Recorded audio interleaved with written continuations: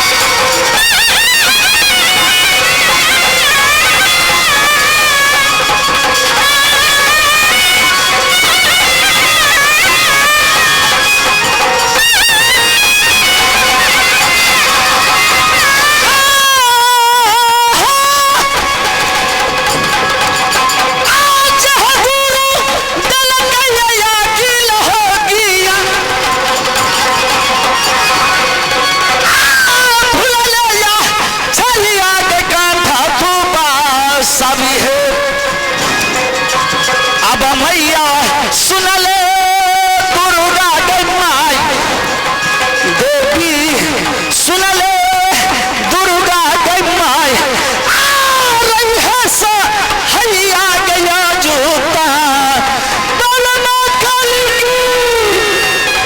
आप लोगों के बीच मैं कलाकार गणेश जी पर प्रस्थान ले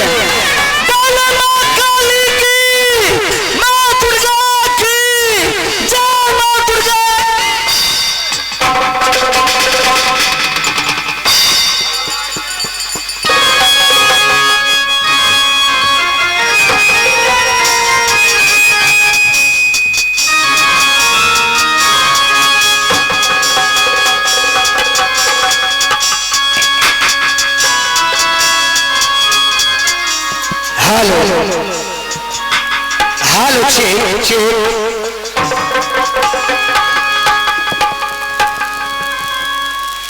हेलो कृपया आप लोग शांति बनाकर बैठ जाए। आप लोग से निवेदन है जो आप लोगों के जितने हमारे नाच कला की अगर देखने का इच्छुक है तो कृपया बैठ जाए। सभी आदमी अपने अपने स्थान लेकर के बैठ जाएं।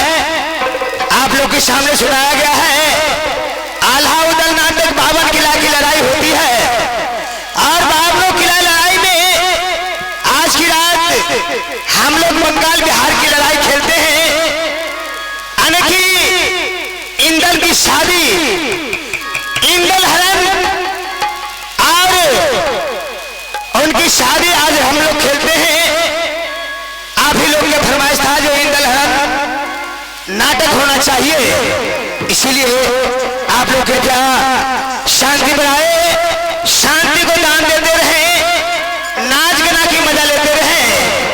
समय समय पर गजल कवाली भोजपुरी मैथिली से स्वागत करेंगे, साथ साथ मैजिक जोकरिंग कॉमिक से भी स्वागत करेंगे और आपका ख्वाहिश है रिकॉर्डिंग हम उससे भी स्वागत करेंगे। तो कृपया शांति बनाए रखें।